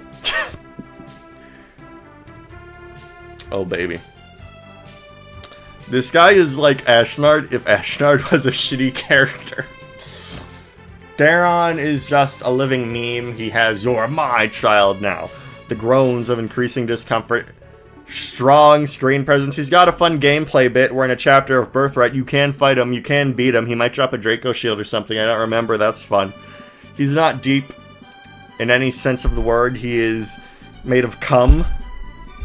That's fun. He's really... Dude, Garon, I can't hate Garon. I can't. I think Fates... as a video game is much more fun to engage with if you accept its terms on this level. Like, if you go into, if this is a final game, it's gonna have a story with characters and depth, like, oh, he felt isolated, oh, he hated Quan, but the guy in your party was actually a bad guy, oh, my father was mean to me. You're not gonna get it. You're not gonna get it. You have to accept in your heart of hearts what Fire Emblem Fates is as a video game. And what it is it's fun. It has the groans of decreasing discomfort. It has "You're my child now." It has Garon doing his big grin, going as he talks to the Sky Dragon, and Xander says, "Wait, there's nothing evil about this. There's nothing suspicious about this." It's like Ashnard, where every single scene he's in is funny. I can't bring myself to hate Garon. He is just the funniest guy ever to ever exist. He's just so good, man. He's so good. And it's like when you're walking through Hoshino after you conquer it, it's like, that Garon, he's a poopy head, and Garon's like, Yago, that guy called me a poopy head. The seeds of rebellion will eventually grow into trees. Yago, I fucking hate that guy. Kill him. He's just so violent. He's just so mean. He's just so entertaining. So no, he's not deep like the Black Knight. He's not, he's not the complete package like Trevant and the Black Knight are. He's not dude, and then you get to Revelation where he's not even like in it. And the one scene he has in it is really funny. It's like, Anonkos, I'm here to help you. And then Anonkos just eats him. It's like, man, dude, I don't even care that Fates technically has a bad story. Because Garon is in it. And Garon is Baby Girl. I'm just gonna put them all in fucking Baby Girl, dude. Oh my god, that scene where you like, okay, I went to Shev, and I carefully spared all the villagers, and I got my good boy points, and Hans just comes in and he's like, and he just does that close-up on his face, where he has, like, the savage eyes. And then Yago has a cool gameplay gimmick, where it's like, it's the stabs, and he rotates the unique status stabs, and he doesn't have the unique game, and he doesn't, the restore staff isn't even in this game, so you actually have to engage with it. Dude, these three guys, they're just... Fire Emblem Fates does not have a well-written... I'll put it like this. Fire Emblem Fates does not have a well-written story. But should you skip the cutscenes? No. Why? Because it's entertaining. It's pure entertainment. It's art, really. It's art. It's so beautiful on a fundamental level. I don't like them as much as Veld, because Veld is true Baby Girl, but Cumron, Yago, and Hans, they are beta Baby Girls. They are chef's kiss. Oh, they're pure Kino Baby Girl. Now, if we're talking objectively, Ashnard, Black Knight, Trevant, Kempf, and this guy, Raedric, are better. But to me, on my subjective tier list, oh baby, you gotta love him. I mean, this guy, it's funny. Again, engaging with Fates on its own level, where it's not even good, but it's still entertaining. The fact that if you even, like, bring this guy up, you turn into water, it's funny. He's got a cool design, right? You know what? I can't even hate him.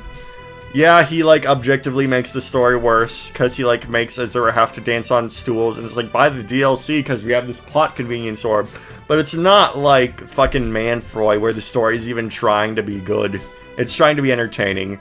So yeah, like, from an objective standpoint, he makes the story worse. And again, a lot of people don't like Corrin.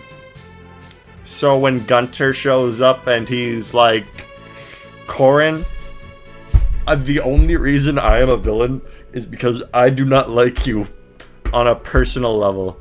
It's peak fiction, dude. It's peak fiction.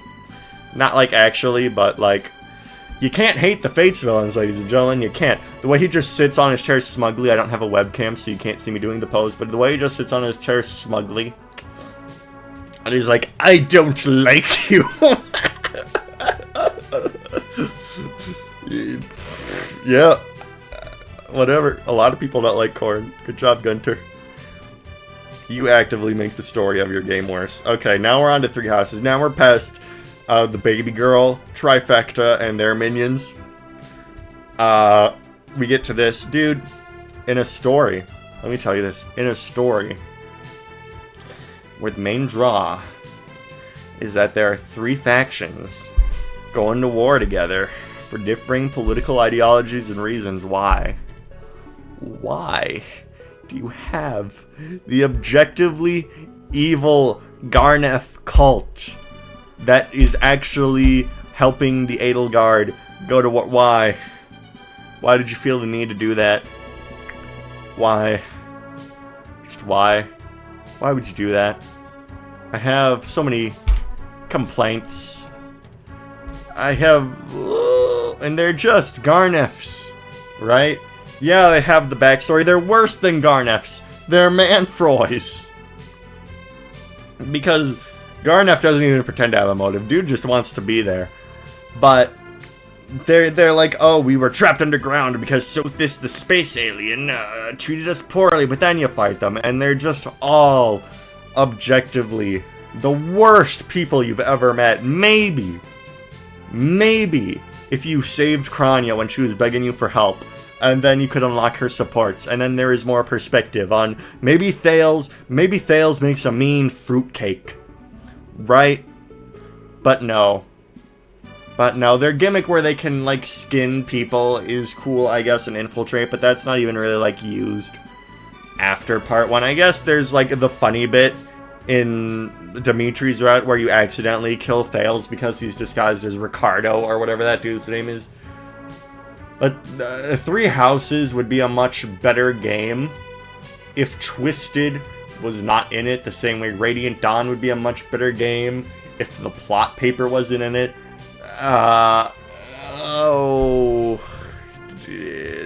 what are you doing thinking you're above anyone else? Shut up. You know, at least Hardin had an idea. These two are just, I don't give a shit. Okay. The Death Knight. He looks cool, but he tried to be the Black Knight. Okay, here's the thing. Here is... I'm going to illuminate you, ladies and gentlemen. I'm going to illuminate you, and this is a problem that's going to be heavy for the next 2 games. Let's talk screen presence. I've talked about it a lot. Black Knight. He's intimidating. You literally can't kill him. Any map he's in becomes an escape map because, oh my god, I gotta run away. And he only shows up twice, but those 2 times are impactful, physically, on the map. You know, he obviously shows up before that when he kills Grail. But, the thing is, starting with Three Houses, we stopped kind of having unique bosses as a concept, because think about it. You know, in every Fire Emblem game, before Three Houses, you go to a chapter and you fight the boss. And it's fine. They're fine little characters. Sometimes they can be memorable, like longtime subscribers of my channel know. I love, with a passion, Riddell from Genealogy of the Holy War. He's only around for a little bit. He has his character. He's funny. Love him. He's on my channel banner. And then you kill him and it's over and done with. And so when you actually fight the real villain, they're intimidating because you haven't fought and beaten them yet. With Three Houses, they started deciding that using the bosses every 5 seconds was good. So you have this guy's like, oh, I crave death. And then you fight him the first time. And Lysithea just, I know it's the meme, but Lysithea just snaps him out of existence. It's like, boop. I forgot this guy joins you in the DLC of Edelgard's route, but like, I never played it, so it doesn't count. Michaelis will still not be included. I mean, I played Edelgard's route, but I played it before that update dropped. So, like, it's a plague. we're gonna get to my real problem with that when we talk about the 4 Hounds. But yeah, he's just not very effective as a villain, because you beat him. And then he's like, when he shows up again, he's a joke. He's a joke, he's a waste of your time. He looks cool, but, I don't know, he looks cool, so I guess we'll put him here. But, when we get to these guys, I'll continue with that particular thought. And again, with Edelgard, it's like, you beat her twice in a row. In the exact middle point of the game, it's like, oh, I'm stealing the crest, I beat you. Oh, now you're attacking Garreg Monastery, I beat you. So why am I, as the player, supposed to respect Edelgard anymore? Because think about it, right? Ashnard, you see him a lot, but you don't fight him until the final chapter. So when you get there, there's a big moment. It's like, okay, this is it. I am now going to fight Ashnard, and it's going to be an epic battle between wills. And it's like, oh, I couldn't fight the Black Knight before, but now I'm going to beat him, and it'll be an epic battle. And Kempf isn't really even meant to be intimidating, right? You beat him once, and then he fucks off, and that's part of the funny bit, right? You're not supposed to take Kempf seriously, and it's like, Veld, he took my mother to stone in that one chapter, and then I shall defeat him in the final chapter, and it'll be an epic battle. And right, that gives them a lot of power as a villain, because they're a threat to you, because you don't know the limit of their power, on your first playthrough at least. But Edelgard is just like, oh, Lysithea, use Abraxas on her, okay, you're dead, okay, bye. And then in Cloud's route, she doesn't even have the second form. On Cloud's route, it's like, okay, Lysithea, kill her, like you did the past 3 times, and it's not impressive. It's not impressive. I think Edelgard, from a gameplay perspective, don't even get me started on that 48 range shit. That is horrible boss design. I made a whole video about how much I fucking hate that. It's my most viewed video, actually. And she's just not menacing as a villain. She is just not. She is quite pathetic, actually. Like, Zafil beats Cecilia, and I guess, you know, I guess villain isn't the right word because she's the antagonist, because she can be the protagonist of her own route. I mean, yeah, she's there. I don't think her character is that intriguing. In her route, she's like, ooh, Avatar Chan. She's like, oh, I want to marry his Avatar so badly. Ugh. And even on Cloud's, route, where it's like, where Violet kills her, it's like, I wanted to walk with you. It's like, when you're in Cloud's route, you don't even interact with her once. I guess she's a bit harder to take down in Dimitri's route, but oh my god, dude. From a gameplay perspective, like the Black Knight, she's completely fucking pathetic, dude. Ugh. Like, remember when Fire Emblem bosses were a thing? Remember when Reinhardt... Remember? I don't know, dude. But story-wise, I mean, again, the Twisted thing kind of decreases it a bit, in my opinion. But, you know, starting a war, because you see a problem with the current class structure, I think, on paper, cool motive. Why are Twisted there? Why are Twisted there? Why? I think her not liking Rhea because she set up the Crest system is good, because Crest ruins her life, because this is the one good thing Twisted did in the story. They made Edelgard hate Crest to such an extreme degree because they gave her crests to make her more powerful, and all of her siblings died. And who made crests a big deal? Who made the Crested People nobles? Rhea. So that is the one benefit of Twisted, but you could have not had that, right? You could have just had, I don't know, Crest Cancer, right? Where some crests are, like, inherently toxic.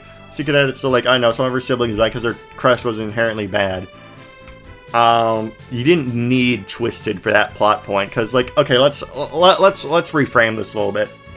What if, instead of Twisted making her have 2 crests and having her thing, let's make it so crests are so valued that her dad has, like, super incest or something, because, I don't know, it's Fire Emblem, why not? And so Edelgard's genetics are so fucked up that she will die, and we can still have Lysithea have that too. And so she's like, okay, life wouldn't be terrible if it wasn't the crest system, let's kill Rhea. But here's the thing, that's not reality. It's like with Hardin for me, where we're so close to having an interesting story here. Why are Twisted here? Why, dude, why? Why are... I fucking hate this bullshit. Hubert, I mean, he's the evil guy. Again, remember Fire Emblem bosses. He shows up 8 times, you kill him 8 times in the paralogs, leaves no impact. He's like, yeah, I'm so evil, I'm deliciously evil, except it's funnier when Narcian does it. Man, fuck this guy. So yeah, I know, Hardin and Edelgard, they have cool ideas. I just wish they were, like, executed on any fundamental level. That wasn't just a lazy cop-out. Yeah. Alright, now we have Nemesis. Now, hold on. Hold the phone. You're gonna be like 5 points. Why are you ranking Nemesis so high? What the hell, bro? Really? Nemesis, hold the phone. I think, thematically, he actually works really well as a final villain to Claude's story. Because think about it. What does Claude want? He would have started... Here's the thing about Claude. He's cool because he doesn't have Twisted backing him. If Edelgard didn't start the war, he would have. And we see more of that aspect of his personality in 3 Hopes. Because what does he want? He wants to get rid of Old Foldland because they're racist. Rhea has the walls up. He doesn't like it. He doesn't like it. He doesn't like Old Foldland. And what better to represent Old Foldland than the first guy to have a crest, the guy who wields a dark version of the holy sword that the church worships like it was the Jesus sword. I think it works. And it's like he's the final creation of Twisted, which was the Shadow Society that was around for 1,000 years. You know, you defeat Twisted HQ, he shows up. So it's like, by defeating Nemesis, he is everything that old Foldlin is. And, you know, other characters don't really want that much new thing. Like, I think in Dimitri's route, he's like, okay, we defeated Edelgard. Rhea, you're in power again. Double thumbs up, we're good to go. I don't think Edelgard was too keen on hanging out with Elmira. I think she would have still kept it to a mostly closed thing, besides maybe Petra's country. But Claude, I think Nemesis, like, doesn't, like, as a character, he's whatever, but as a plot device, as an object in the plot that Claude must defeat to obtain his goals, he is everything, like, Nemesis is everything that Claude must defeat. Like, conceptually, like, the press, the bigotry, the blah blah blah blah blah. And I think that's cool, because, you know, I think it works. We don't really have thematic villains, right? You know, like each of these guys is more so, well, again, themes, right? You know, I'm not saying none of these characters have themes, ladies and gentlemen. You know, this guy had the propaganda and stuff, compared to stuff, you know, who Alencio was trying to be a more earnest political leader. You know, I'm not saying that this shit doesn't have themes, but I'd say they're also more character-driven also. This guy is, like, 99% theme, because he shows up in the last chapter and he's like, Claude! And he, like, and he doesn't say Claude, he's like, I'm gonna conquer shit, and, like, that's very old Foldlin. And Claude doesn't want that. So I think it's very interesting how he's, like, a thematic plot piece, right? And he has the best theme in the series, you know, very good. So, you know, you might hate me for this. You might, because he is a generic bad guy. But I think what he is, and all the things that compose him, make him an interesting final boss for Claude specifically. Like, if he was the final boss of Dimitri's route, he'd be in I Wish to End the Age of Man. He'd be dog shit. But I think the fact that he's Claude's villain, he is Claude's villain, I think that makes him work really well. I really do. Rhea, I think this is really cool, honestly. Having, like, a shadow puppet leader. And you may think, wait a minute, 5 points. Wait a minute. Rhea isn't the villain. Isn't the antagonist? Hold on now. Wait, yes, she is in Edelgard's route. Oh, I'm stupid. I was thinking of White Snow, or whatever that route's called, where you break out of her mind control. I think someone controlling the government and making their shadow operation because they think it's good, right? Because humans killed Rhea's family. And so now she thinks humans kind of need to be controlled. So she's like, okay, the crest system, I can control people that way. Oh, people are inventing the typewriter. They're inventing, I don't know, cars or something. Probably not cars, but they're inventing engines. It's like, okay, humanity cannot be entrusted with this technology. Let's dial it back a bit. And I think that's a really cool idea. And they think they're doing the right thing because they think humans are stupid and start wars. Kind of like Zephiel. But, you know, and she's also the boss in Claude's route in Three Hopes. I'm telling you, dude, Claude is... I've actually warmed up a lot to Claude recently. When I first played Three Houses, he was kind of whatever, but Hope's expansion of the character really did a lot for me. But yeah, dude, if Edelgard didn't gun it for Rhea... dude, another thing I just remember about Nemesis, he represents the truth, because what is Claude trying to find, again, in Golden Deer? The truth. And Nemesis is like all of the dirty, old secrets of the past brought back to life that completely, like, debunks the religion that Claude thinks is fake and stupid. Because he asks Rhea, and Rhea pretty much says Nemesis was nothing more than a bandit. So, like, in defeating Nemesis and shit, he also dispels the religion, finds the truth. So good. So good. Thematically, Nemesis works. And Rhea, like, the shadow government stuff, and she's crazy. She's got that crazy edge on her where she's like, I gave you my mother's honey, you betrayed me. So overall, good dynamic. She believes she's doing the right thing, and it's kind of like, you know, who was I talking about earlier? Zephiel, where he also thinks he's doing the world a favor. You know what, Rhea? You're kind of cool. I kind of fuck with you. You're kind of a good villain. Remember when we had bosses in Fire Emblem, and you didn't have to fight the same boring characters that begged for redemption? Like, oh, I'm sad because Sombron didn't make me pregnant. Oh, I'm Marmy and I do one good thing right before I die. I'm the sadist. You fight us 50 million times, and it's really fucking boring. Dude, in the next Fire Emblem game, can we have bosses? Can we have Gel from Sakai? Can we have Riddell? Can we have, like, that cool Pegasus Knight that a lot of people like from Binding Blade that you fight in, like, the Illa chapter that has a cool blue hair. Dude, can we get bosses back so we don't fight the same boring people 50 times? You know what? Fucking Hubert, get down here. So we don't fight the same boring people that are like fake deep, like, oh, Sombron, oh, I'm so sad, that's why I'm evil. But wait, the family was in front of me the whole time. Oh, it's the family was in front of me the whole time. That hasn't been another fucking 50 million fucking pieces of media. Oh, I'm so special, I'm so quirky. I didn't play the DLC. I know there's an alternate version of them in it. I don't give a shit, dude. Fuck these guys, they're legitimately terrible. This guy's boring, dude. I don't know, he's just boring. Cool design, but it's like we already filled the void with like pure evil guys, where it's like Garon has a screen presence where it's like, ooh, I'm deliciously evil, and he has, you know, his blowjob brothers here, which are really funny guys. Love these guys. Great. Thumbs up. But Sombron's just kind of boring. He walks up and he's monotone, and it's like, I'm evil, and I kill my children, and people still serve me. Even though I kill my children and I betray them, and people are still loyal to me for some reason. Wow, and it's not even like Grima, where it's kind of cool, where you fight on my back, I go to time space. But oh, actually, you should feel bad for me, because I want the Zero Emblem. Wow. Double thumbs up, dude. Good job. You really tried for the 30th anniversary game. You really tried with the villains. Double thumbs up. I'm impressed. Wow! Yep. So there we have it. My Fire Emblem villains, antagonists, really, because not all of them consider themselves to be the villains. You know, maybe from your point of view, Rhea's right. Maybe you think Zephyl should end the Age of Man. But let's go over this. So Veld, dude, I could talk about Petrify and how cool Veld is all day.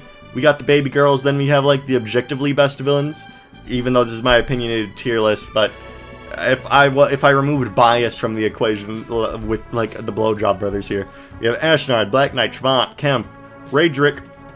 In pretty cool, we got Zephyl, Orson, Rhea, Rudolph, Idun, Nurgle, this guy, Nemesis, Garneth, Medius, this guy, Gangrel, Walhart, Grima, Narcian, Gunter, Ishtar, Sonya.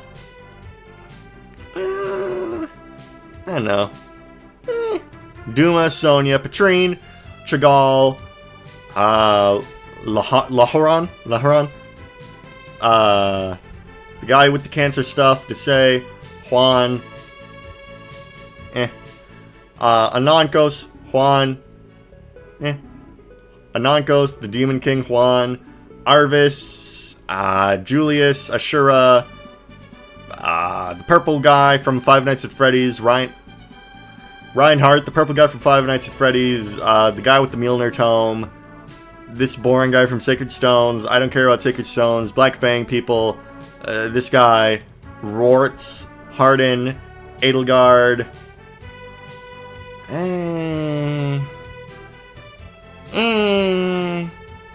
whatever, Edelgard, the Aversa, Garneth, 5.0, I guess.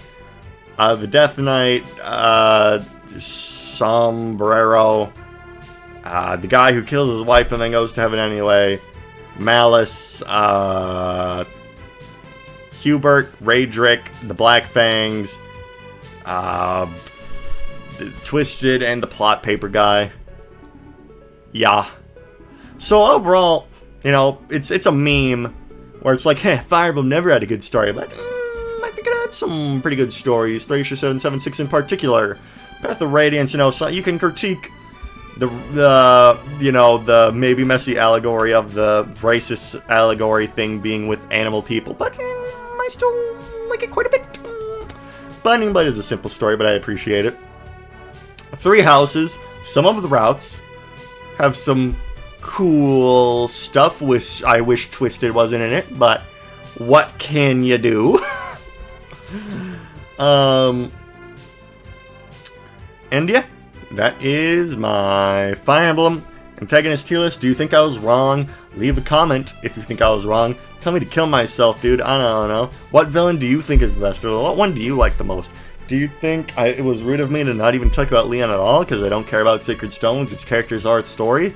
Let me know in the comments and subscribe. Bye.